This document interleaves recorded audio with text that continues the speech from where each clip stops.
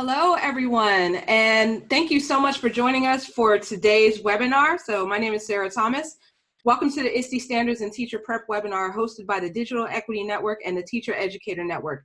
Today we have with us Rochelle Bonet, Nicole Howard, Laura Kasab, Susan Puyo, and Dennis McElroy.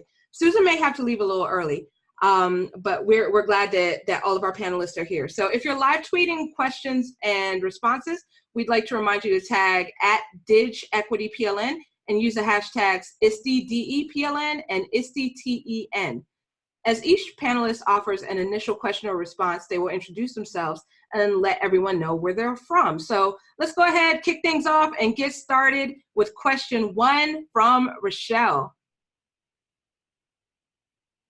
All right. Hi, everyone. My name is Rochelle Bonet. I am the president of the Teacher Education Network, and I've been teaching for 22 years, teaching Spanish and STEAM. And for my question tonight, what I would like to know from everybody is what are some ways that teacher prep programs currently are addressing the ISTE standards in the programs, and what are some of the challenges faced in helping pre-service teachers address those standards?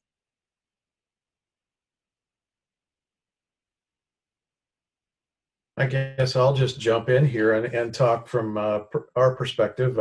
I'm Dennis McElroy, and I'm from Graceland University in southern Iowa, Lamoni, Iowa.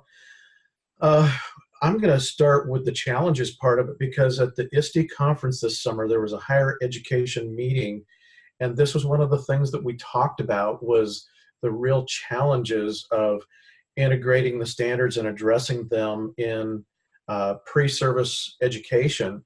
And the fact that we typically have people that are champions, and we have some people that are kind of the fence setters watching to see what's going on, and some that want nothing to do with it. And so it is a very real challenge. And I think part of it comes back to the folks that are in K-12 teachers administration, making that demand that all of our graduates come out with these type of qualifications.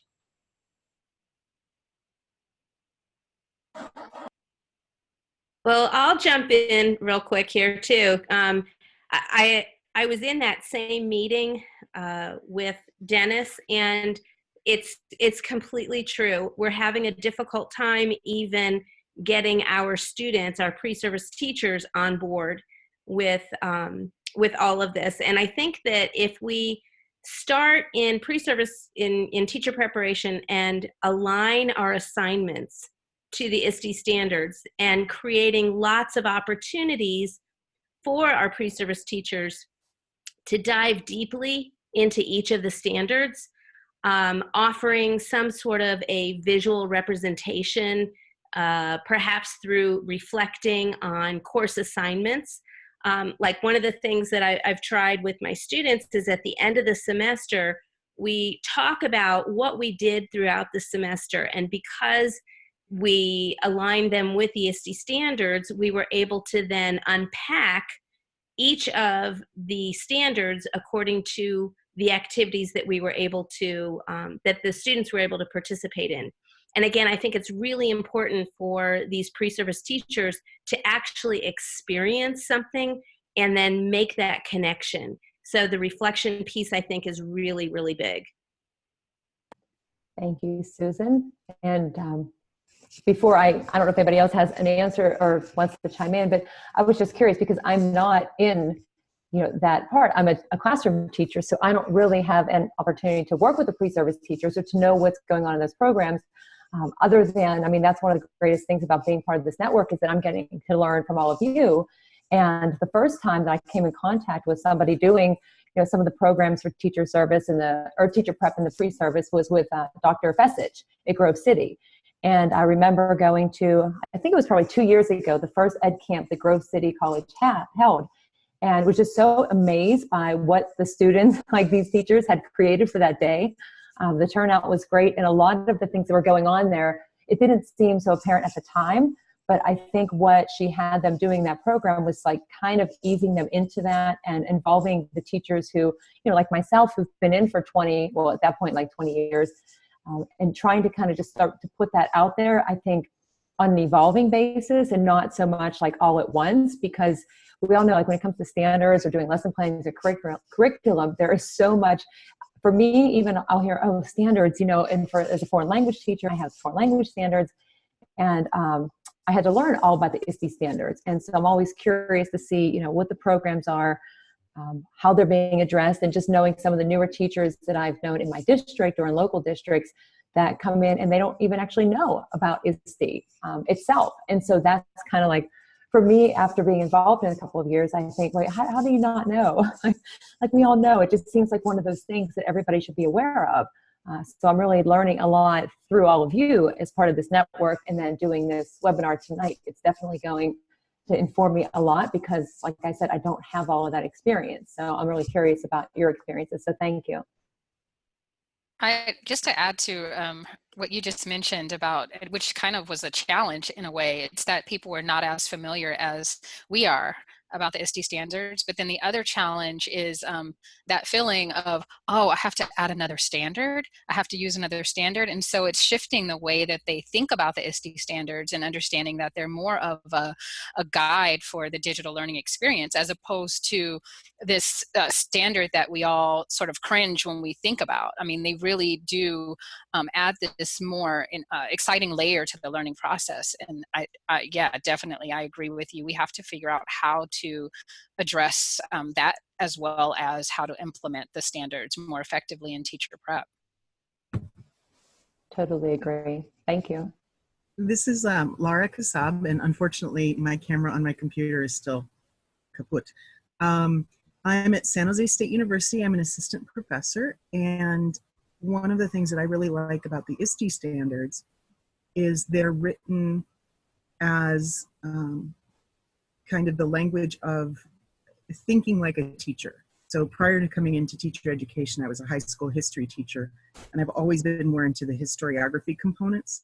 So now as I'm teaching my courses, when I look at how to integrate the ISTE standards actually into coursework, I like to really use them as a frame for pre-service teachers to think about how they're thinking like a teacher about using technology in the classroom, and using the phrases and the statements within the ISTE standards to kind of actionize. I'm sure there's a better term, but I'm coming over a cold. Actionize like what it is that they're doing by making the ISTE standards they're thinking about practice.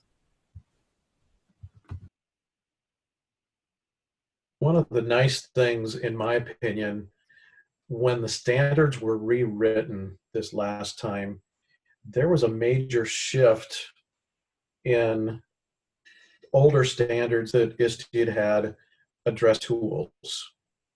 And this kind of gets down to my question later on, but now, as far as higher ed's concerned, it's now about what the people are supposed to do and be as technology users. For example, I can take the digital citizen standard, and in my technology class, we start the entire class off with being digital citizens, and we look at what that means, looking into copyright and Creative Commons. And one of the projects we did this year was we did what I referred to as propaganda posters, similar to what you would have seen during World War II, but these were all about digital citizenship. And then we brought it to life because we got permission from the university to print those posters off, and they're posted all over campus. And so it really brought that standard to life. And doing those type of things, when you sit down and look at the standards, it's really pretty easy.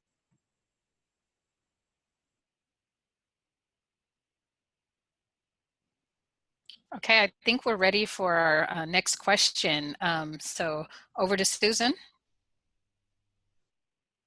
Okay, hi, my name is Susan Puyo, and I'm an associate professor at Franciscan University of Steubenville in Steubenville, Ohio, which we're on the very far east side of Ohio. And I do teach pre-service teachers, and it's a joy and a privilege for me.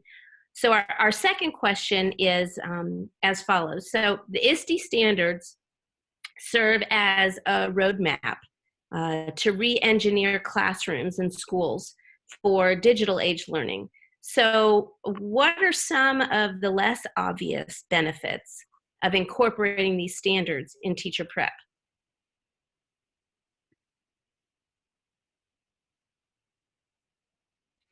Hi, I'm Lara Kasab. I'll take a stab at this one. One of the less obvious benefits of our journey at San Jose State has been that as we're talking about re-engineering classrooms and looking at the classroom of the 21st century, we also discuss issues of equity and of digital literacy and digital citizenship. And I think just having those conversations as faculty in teacher education has helped us really contextualize the role of technology in reaching and teaching the whole child, not just in the academics component of it.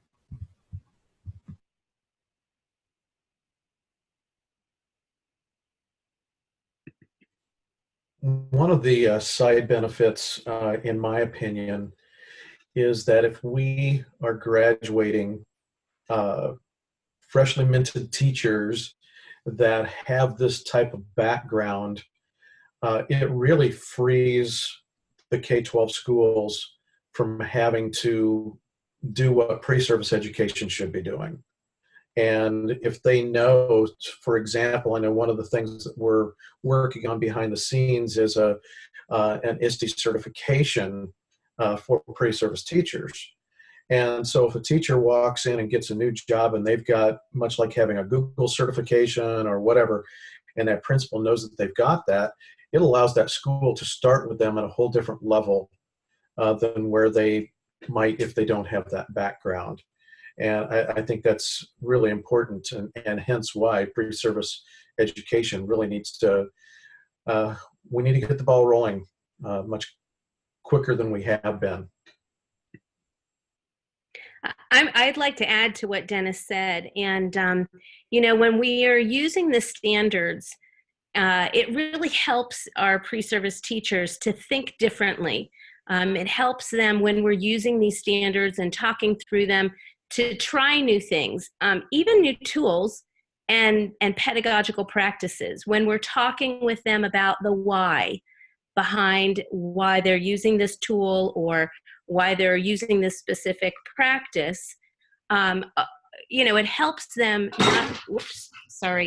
it helps them to experience more of something that's new and something that may not be obviously familiar to them because most likely they weren't taught like that or didn't have these type of tools or pedagogical practices. They didn't have the ISTE standards necessarily in their K-12 schooling.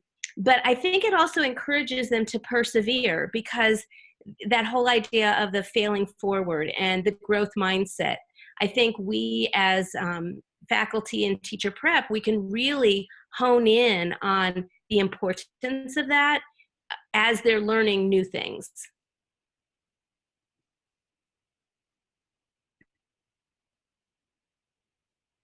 So I just wanted to jump in.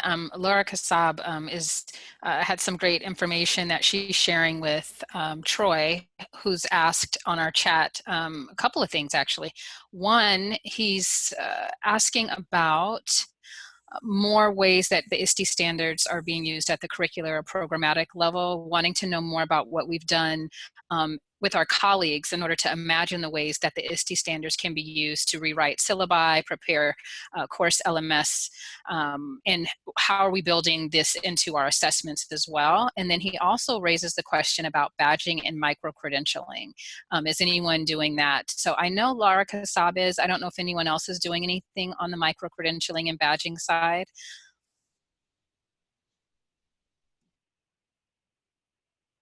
There's a group of us, it's a combination between some ISTE folks and AACT that we're currently working on a badging project specifically for pre-service teachers, and it's looking very exciting.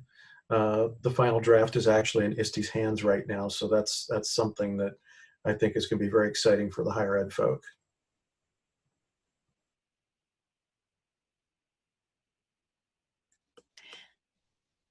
And then I dropped in the chat the innovation link from Laura Kasab's institution as well. So, and then just to add to that, she also mentions that that's one of her key research areas. So Laura, do you want to share anything more about the micro-credentialing or the badging, or more about your research in that area?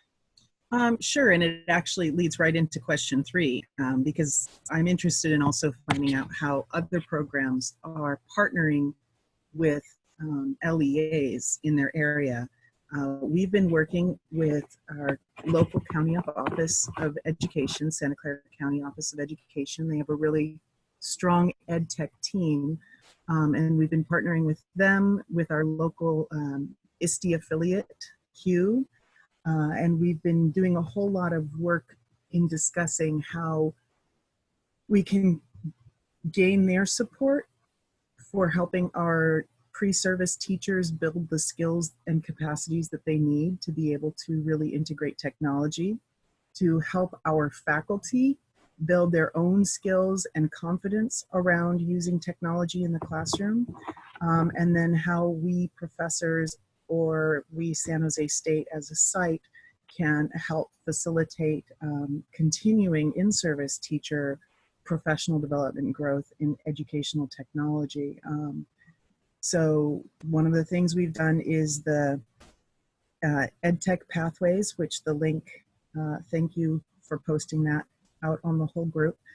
The EdTech Pathways are ways that people can do online certificates, micro-credentials, and badging through the Santa Clara County Office of Education. You can take short courses in everything from Google Essentials to one of the most recent offerings is one around social emotional learning in online environments. So we see that as a piece of our program as we start to integrate more ed tech into our coursework, to also be offering our candidates the opportunities to start to develop that lifelong learning professional development muscle of going out and finding online coursework, finding opportunities to continue to grow as professional educators. So my question is, what are other programs doing with local partners?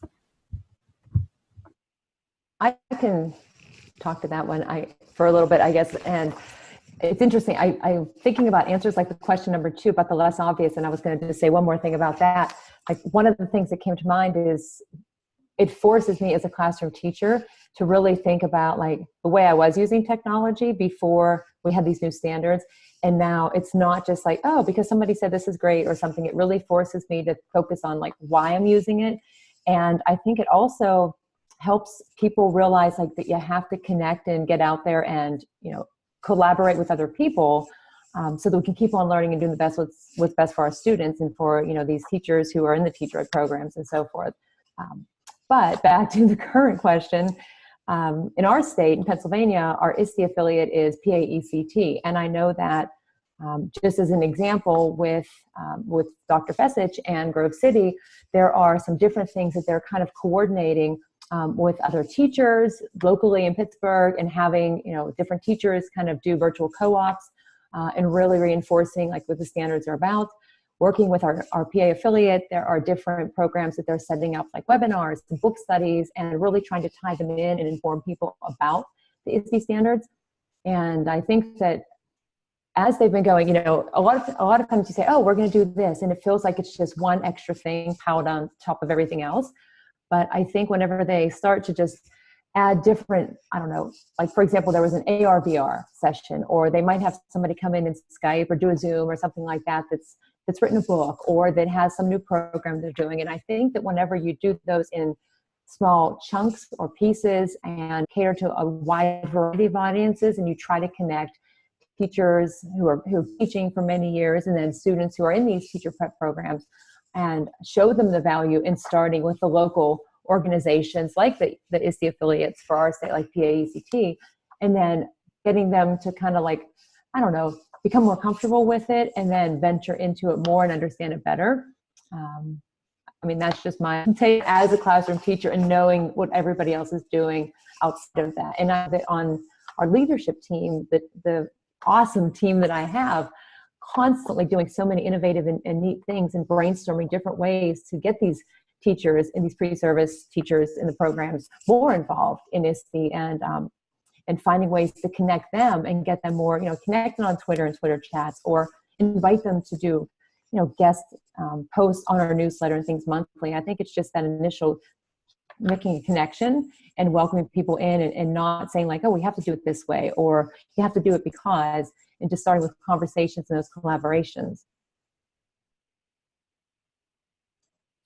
I'll jump in off of what Rochelle was saying. One of the things that we try to do that I think any higher education folk could do, or actually even in K-12, with our pre-service teachers, when we have our state conference, which is held every fall in October, I do two things. One is we make it available for our undergraduates, our pre-service folks, to go to the conference, because the rates for attending the conference are incredibly cheap for the pre-service people.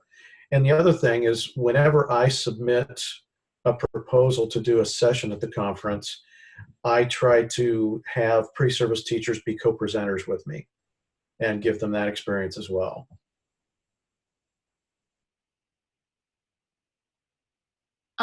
And I would add to that, so we also had sort of a mini conference on our campus, and I'm from the University of Redlands in Southern California. I'm an assistant professor there, and we called it like Achieving Digital Equity, and it was really an opportunity for us to bring in, we had our faculty come. We also had our local teachers come in, and we actually had some local teachers present.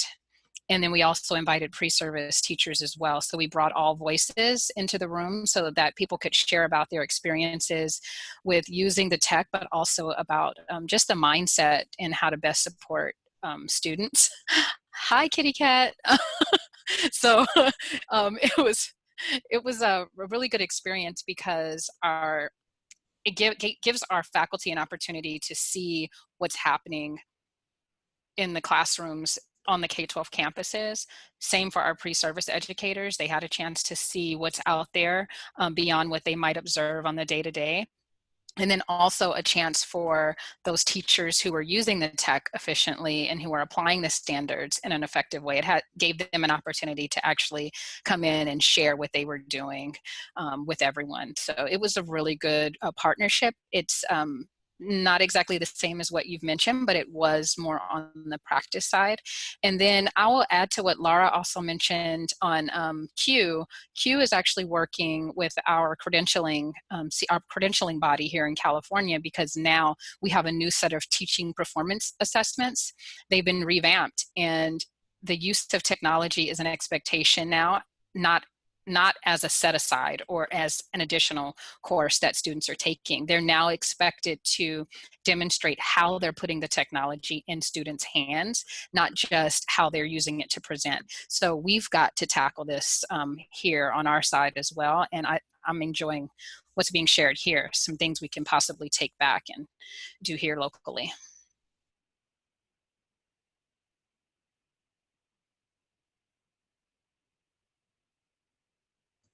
Within the Teacher Education Network, we've even been having discussions about how we can partner to create this synergy that we need to have in order to get more teachers on board with integrating technology. And, you know, I can't remember the old saying, but it has something to do with the expert in your own land is not an expert. You have to bring somebody in from the outside for people to actually listen to them.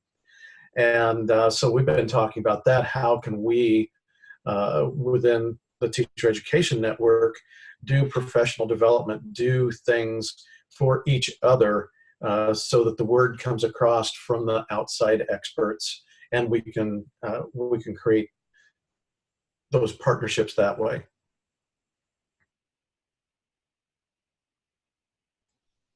I like that too. So are we ready to move on to question 4? If so, I'll pass it over to Dennis.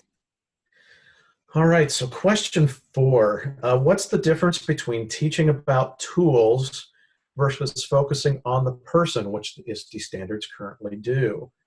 And I just started off with a little background on this. I've been teaching for a long time. I'm the senior statesman here, I think. But when I read about programs, especially one-to-one programs that have failed, most of the time what I see is the focus has been on tools, and typically it's low-level tools. If you pay attention to the Seymour model and are familiar with that, most of the professional development focuses on substitution and maybe a little bit of augmentation, and that's it. And so the teachers never really get excited about the awesome things that technology is capable of doing and how it can empower students to be creative and do amazing things in the classroom. And so that's why I'm really excited about the way the standards are currently written. And so I'm going to step back and see who else has some input on this one. Well, I'll jump in. Dennis, thank you, first of all, for even asking that question, because it is important. It's important for us to think about all of the innovative practices that we can include in teacher preparation. In other words, you mentioned one, the Seymour model. And I think that the more that we expose our students to that and help them understand the importance of that, that's going to carry into the classroom with them. The TPAC model, that's another one. Genius Hour, things like that. And even just, inquiry-based learning and project-based learning. All of these things all of these pedagogical practices are really pretty new. As far as when I'm talking to my students about them, they're kind of blown away about it being something that they've never even thought of, because they've been so entrenched in traditional teacher-centered education. So I honestly think that it's a breath of fresh air to them. They get excited. We just had a podcast the other day where some students in my social studies class talked with Chris Hitchcock and the social studies chat. And she was asking them about all of, like why they want to be social studies teachers and how are they, what are they worried about? What are they nervous about? And honestly, they all were saying that they were excited about changing the way we teach, about the student-centered, and about taking technology and understanding the why behind it. Why am I using this tool over that tool? And it's always got to be, I'll put a little plug in for Liz Kolb, the learning first, the learner has to be first and the tech second. And I think that this is something that I'm seeing a lot of happening in teacher prep, which makes me really excited for, how it's going to trickle down into K-12 and how the K-12 teachers are so receptive and so eager to help our pre-service teachers.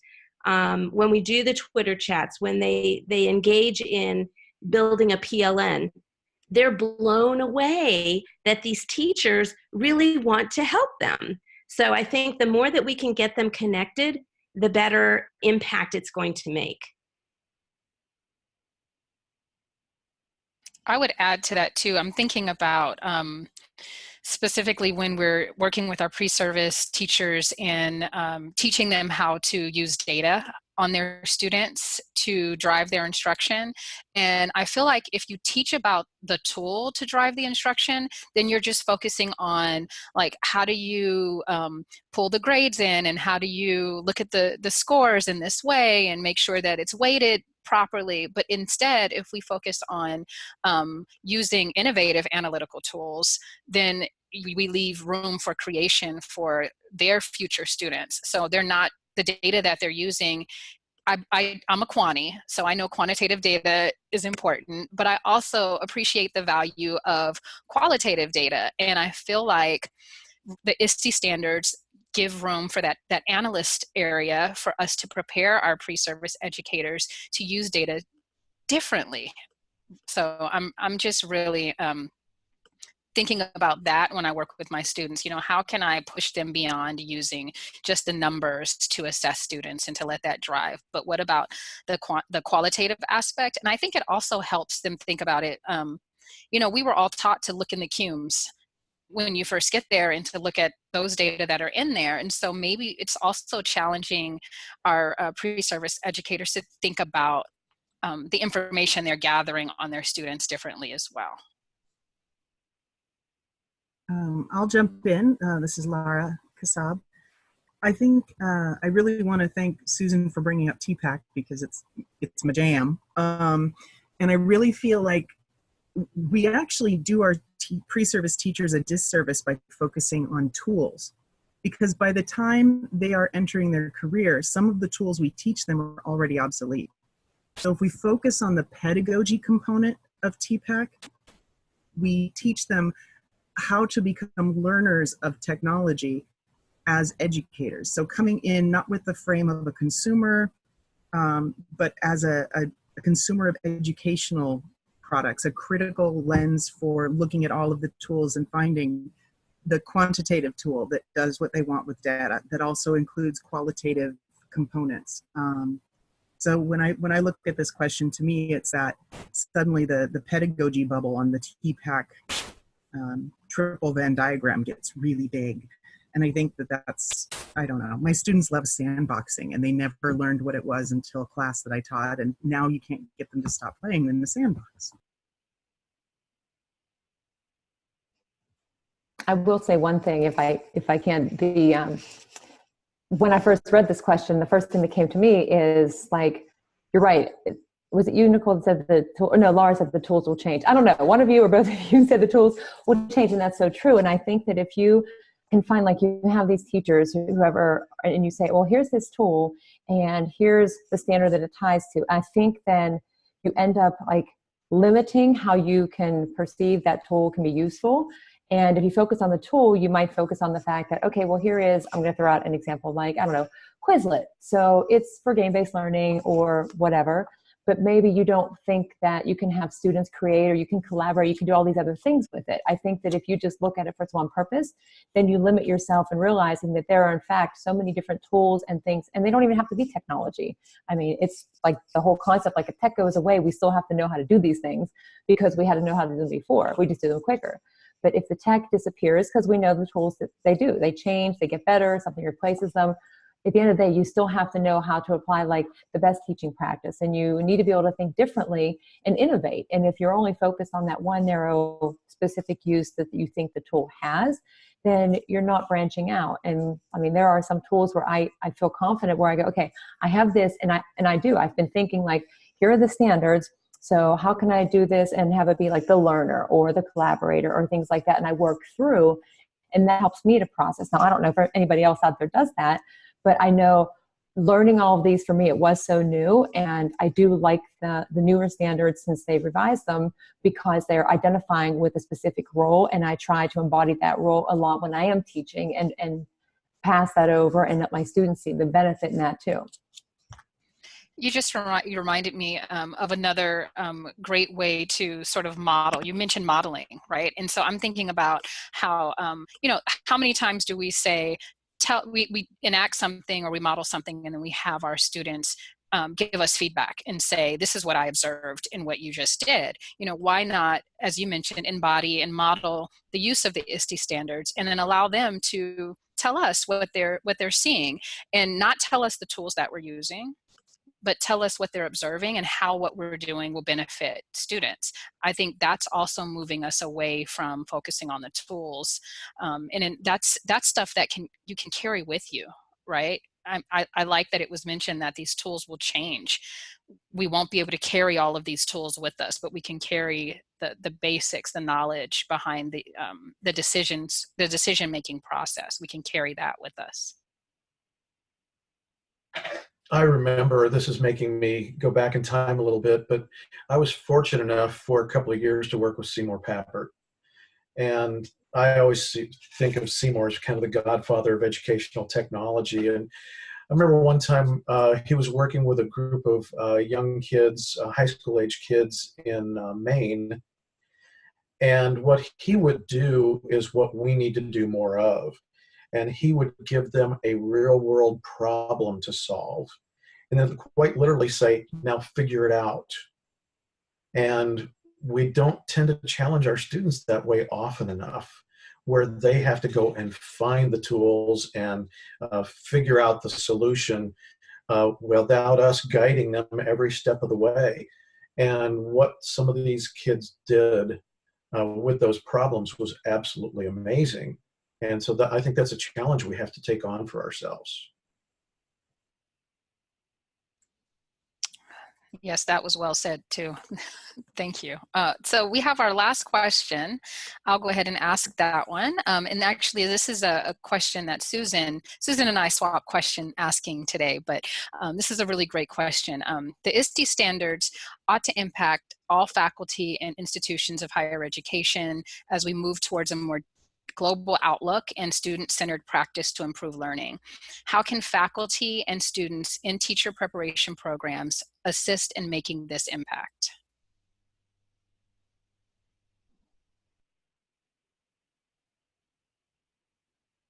Well, since it's no longer my question, I will say that I believe it was Tori Trust who shared with us how she had her students create, and I'm not going to get it right, I don't know exactly what she called it, but it's similar to what you were talking about earlier, Nicole, an opportunity for her students to be the teachers, and for them, the faculty from her institution to come, and it was almost like a unconference or like an ed camp.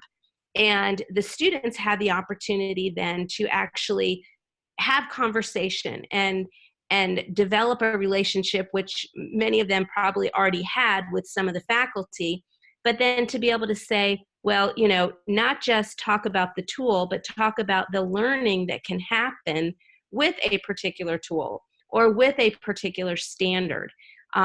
Taking even the ISTE standards for educators, right? Because they're all educators there in higher ed, and asking, challenging them in a polite way to think about their own practice and think about how they could incorporate the standards, the ISTE standards for educators even.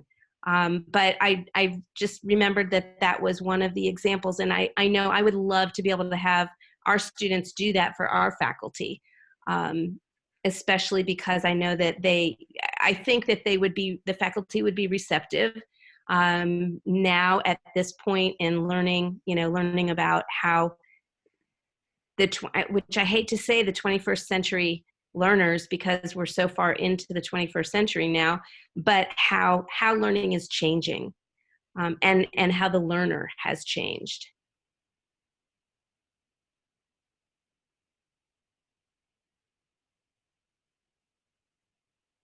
I see Troy's asked an interesting question over in the chat, and he's saying, in an era of accreditation and outcomes, how do we suggest that we help our colleagues really embrace the Papert-like inquiry approach that I described? When I think about that, inquiry hasn't gone away, and I think with STEAM being out there, inquiry is a major part of any STEAM program. And so I don't think it's gone away. I think we just have to allow ourselves to see what those possibilities are, to give our students choices and to empower them to select multiple options. What's uncomfortable for teachers is when we give our students that freedom and they might come back with all sorts of different things that we then have to figure out how to assess. And that's a real challenge. So we have our practice, our setting up the types of rubrics have to move towards this more open-ended outcome as well. And it is a shift. It definitely is a shift. And we actually have some of our, speaking of our LEAs, we have one of our partners who is talking about, instead of the type of grading that they're using, they're trying to shift their grading practices so they're some way connected to standards as opposed to, so I'm imagining, ISTE standards being included in that, process, and as they're evaluating the students, they're looking at some things that are a little bit more holistic, right? We're looking at the whole child, as we mentioned. So yeah, that is a scary thing. I wonder also if putting faculty in, just thinking of the teachers as well as faculty, putting them in situations like where they're actually exploring or they are actually applying the inquiry approach. And I know it's very hard to get faculty to engage in that because they come into a room like, well, why am I here today? But if we could somehow sort of nudge and get them in the room doing some of this and applying it, I think that may be helpful as well. Can I say one thing? I know we're running lower on time. When Dennis mentioned Seymour Papert, I didn't know a lot about Seymour Papert, and probably 2 years ago or so, I started to do a lot of research into like enhancing social presence in online learning and engagement motivation on all of these topics. And I started to learn about him, and I was fascinated. And I always think of a couple of the quotes that he talked about, like the best learning happens whenever you kind of just get out of the way of the student, you let the learner take over. And like it's uncomfortable to do that. And I know that in my own experience, I've done a lot more with project-based learning, problem-based learning, Genius Hour, those types of things. And the one thing that really had an impact this past year was I had some of my students who did the PBL with me present at a PB session for some of our teachers.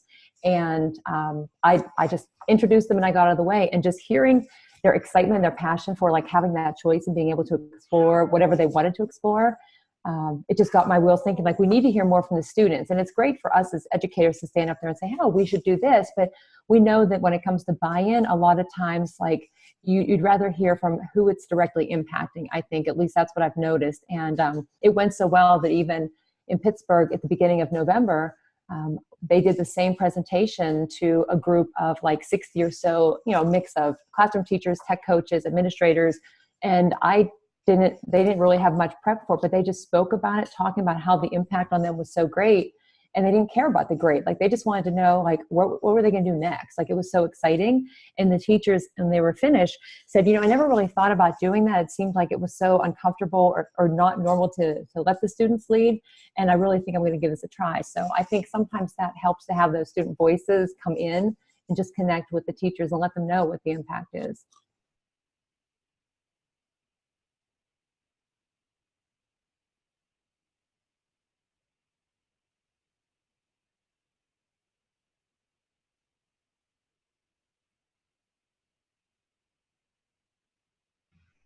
All right, everyone. Well, definitely wanted to thank you all for joining us tonight. What a great conversation. So it's about that time. So wanted to definitely thank all of our panelists today. So we had Nicole, Dennis, Susan, Laura, Rochelle, and hopefully I'm not missing anyone. I can't see everyone on my screen right this second, but hopefully I got everybody. So thank you so much. And thanks to ISTE Teacher Educator Network for partnering with ISTE Digital Equity PLN as well. So please keep watch in the ISTE community and on Twitter with the @DigEquityPLN for the details on our next webinar scheduled for January 19th, which is at 11 a.m. Pacific, 1 p.m. Central, 2 p.m. Eastern on equity and STEM education. And we're going to have Nicole return to that, as well as welcoming Patricia Brown, Tara Linney from the Global PLN, and Kim Lane from the Computer Science Network. Finally, special thanks to ISTE for supporting our webinars and this work. So everyone have a wonderful, wonderful evening.